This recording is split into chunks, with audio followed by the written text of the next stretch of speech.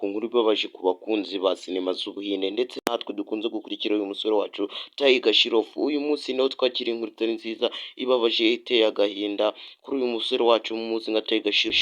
Naho tugiye kumva muri iki gitondo ngo twumva umusore bita nka Tiger Shroff wamenyekane ku izina rya Runi aka kanya ngo yitabye Imana. Umubaje benshi aba mu Buhinde bari mu gahinda gakomeye cyane no mu bindi bihugu bigiye bitandukanye yuko uyu musore yari yarigaruriye imitima za benshi ndetse n'abatari bakeya mu gihugu cyacu cy'u Rwanda ndetse no mu bindi bihugu muri Afurika muri rusange ndetse no ku mugabane wa Afurika. Uyu musore yarakunzwe cyane, ni umusore wari ukiri muto cyane ku myaka ze 38 niho apfuye, n'izo myaka yari afite. Uwo bita Tiger Shroff yari yamenyekanye ku mafilimi gagiye gatandukanye nka Bagi rimwe cyangwa se Bagi kabiri, Bagi gatatu, Nkuru ndetse Ganapati n'agandi gagiye gatandukanye muzi muri benshi namwe mutayobewe nk'abafana be, ariko aka kanya namuzongera kwishima ndetse ariko yapfuye amajije kuvuga yuko filimi yari igiye gusohoka irasohoka muri uyu mwaka wa 2026 niyo filimi irasohoka.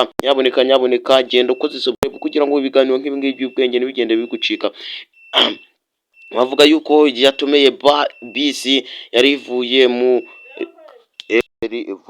yari itwaye abagenzi nuko araza akwitamo imodoka ye bihita birangira aka kanya bamushinguye umunsi w'ejo. Nyaboneka ntugende ukoze subscribe.